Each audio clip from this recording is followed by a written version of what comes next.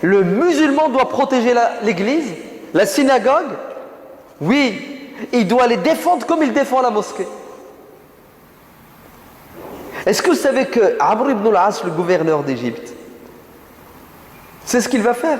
Les musulmans construisent une mosquée et ils veulent l'extension. Ouais. Et une chrétienne copte d'Égypte est voisine de la mosquée. Amr ibn al-As demande à cette femme de vendre sa maison pour que les musulmans agrandissent la mosquée. Elle refuse. En tant que gouverneur, en tant qu'autorité politique, vous savez ce qu'il fait? Il use de son droit de préemption. C'est comme ça que ça s'appelle? Non, d'expropriation. Il confisque et il lui donne une autre maison.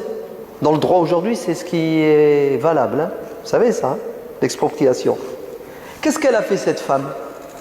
Elle a envoyé un SMS à Omar ibn al-Khattab, le calife Omar, pour se plaindre de cette expropriation. Omar, ouvrez bien vos oreilles, il a répondu avec un mail dans lequel il rappelle à l'ordre le gouverneur d'Égypte, compagnon du prophète. C'est ce qu'il lui dit: tu détruis ta mosquée, l'extension, tu lui reconstruis sa maison l'identique et tu recommences, tu vas avoir affaire à moi. Et toi, comment ça se fait que tu lis le Coran? Toi, t'as le droit? J'ai le droit? Bah bien sûr que j'ai le droit. Tu sais, dans la Bible, c'est écrit que tout m'est permis, mais tout n'est pas utile. Donc là, en l'occurrence, moi, je trouve ça utile de connaître la religion des autres, par amour pour eux, tu vois. Je me dois d'apprendre, de connaître un petit peu, ouais. Ah ouais? Et c'est quoi que Youssouf lui doit demander à l'imam? Alors en fait, je lui ai posé la question de savoir si un musulman devait aussi lire la Bible.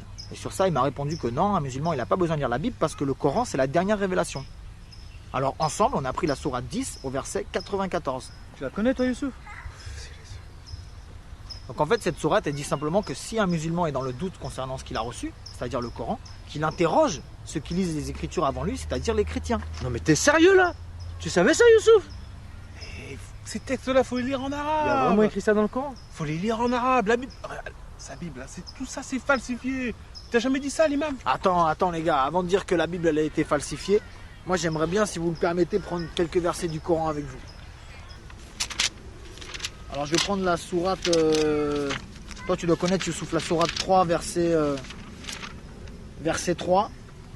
Donc le Coran dit: il a fait descendre sur toi le livre avec la vérité, confirmant les livres descendus avant lui, et il fit descendre la Torah et l'évangile.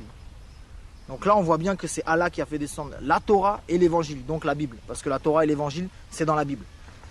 Donc je prends un autre verset vite fait dans la sourate 2 au verset 136. Là c'est Allah qui parle à